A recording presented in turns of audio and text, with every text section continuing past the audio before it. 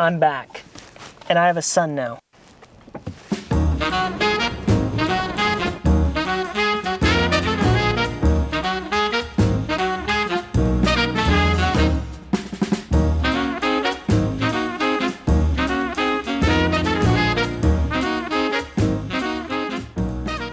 Many have said that this is the greatest SUV ever made. Even some of the biggest automotive journalists, Chris Harris, Doug DeMuro, they own them and they gush over them. And after owning this for nearly a year, I have to say, I think it is. It's capable, it's reliable, it's luxurious, all while flying under the radar, which after owning a G-Wagon for a few years is one of the biggest wins.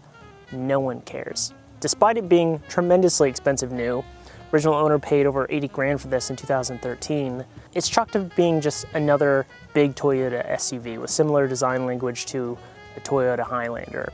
But you all know that I like if you know things. You know? Candidly, this is not my favorite looking Land Cruiser. In fact, I was completely sold on getting the previous generation 100 series, specifically the 06 or 07. And if you're a Land Cruiser guy, you know why. But as 100 series prices kept creeping closer and closer to the 200 series, the motor alone made the jump a no-brainer. But we'll get back to that a little later. Let's get inside. This must be the place. The seats are supple, endlessly comfortable. And this is my first car with a heated steering wheel, and it is such a treat in the Midwestern winters. And it comes to you when you start it. It's almost like the first thing it wants when you wake it up is to hold hands. Sure, buddy. Bluetooth syncs up quickly and effortlessly. Sound system is good, but it's not gonna move you. It's slacking that soul. Screen is antiquated, which you already knew getting into a Toyota. You're always about a generation behind. And the wood is plastic. Backseat. There is so much room back here. Heated seats, 4-zone climate. Everybody gets their own climate. Third row, but we all know the whole point of a third row is to take out the third row so that you can actually use the space, which I plan on doing. Back up front, I have something very special to show you.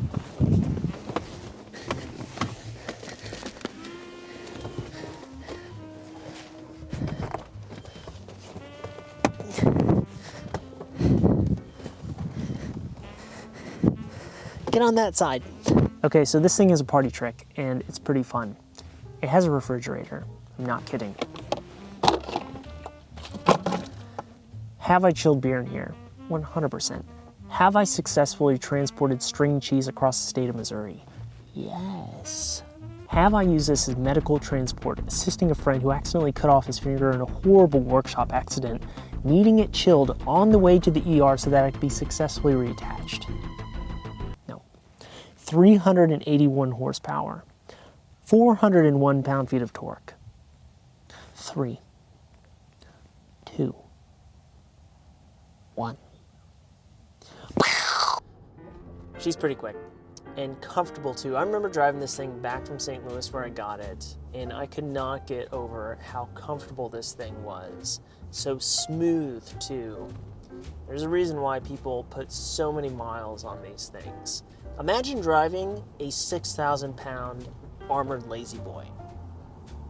I live in the city though, so 95% of my driving is here in town. And there's a lot of construction going on in Kansas City right now. The M3 and the G500 that I had were not up to the task. The M3 had credit card thin tires and they would just explode when you hit a pothole.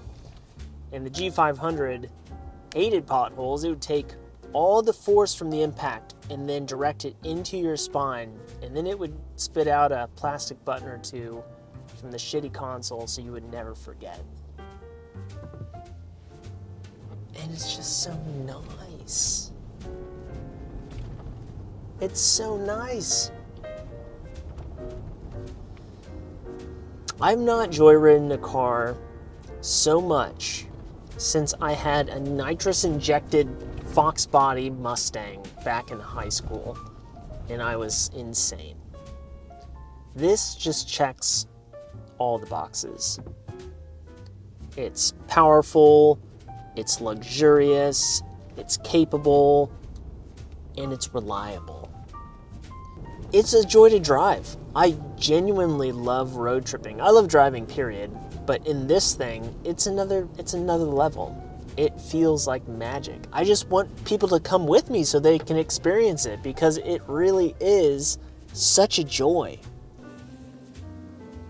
Let's run through some features. Factory remote start.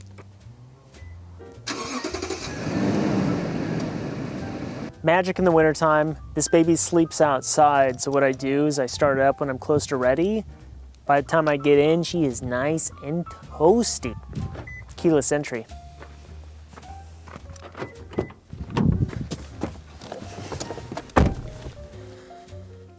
It also has adaptive cruise control, which is pretty great for long stints. All you have to do is steer. It takes care of the rest. That said, it's not great in traffic. It gets pretty touchy on the brakes. Yes, you do. Yes, you do. But yeah, this thing also has a ton of cameras. It's got a camera up front, on the sides, out back. Camera quality is not great. It's enough to be helpful though, but it's not gonna be HD like you'd see on some brand new luxury car.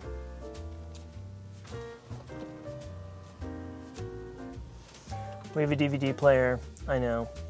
Awesome! Leave in the comments, what DVD do I have playing anytime a friend is riding in the backseat? No wrong answers. There's some wrong answers. And my favorite, it has a split tailgate. Hard to explain why this feels so right, but it does. Land Cruiser guys know what I'm talking about. It's a chair. It's a workbench. It's convenient. Toyota, call me. That was great. Seriously though, there is something wholesome here about tailgates. There's something primal here too that I'm just not getting. Our ancestors had tailgates, I know it. Primal. Primal. See? Primal. And of course, it does all the things that Land Cruisers do. It's an off-road king. It has all these little gadgets and gizmos. It has crawl control, so I can turn a dial and it will drive for me. It has turn assist, so it already has really tight turning radius for how big this thing is. But what turn assist does is it actually applies the brake to the inside tire of wherever you're turning to really make it turn tight in whatever situation. It has a center locking diff. I've never had to use it. And it is KDSS, which is basically a trick suspension that's hydraulically driven. Gives you the best of both worlds, on-road and off-road. So on-road keeps the anti-roll bars engaged, making this thing feel pretty sporty around turns. But off-road, when it senses the tire drop, it'll actually disconnect the anti-roll bars so that all four wheels have more travel and connection with the ground. Traction, baby. I think I've stressed way too much about cars in the past. And it's self-inflicted. I have an affinity for impractical cars, but I didn't know just how much it wore me out until I got this thing. I was always worried about what else is gonna go wrong mechanically, what other strange, unwanted interaction am I gonna have, someone else gonna ding my car. Not so much with this thing. In fact, when I bought it, it had plenty of imperfections. Am I going to fix this? No. Am I gonna fix this? No. I'll fix this, you don't want rust.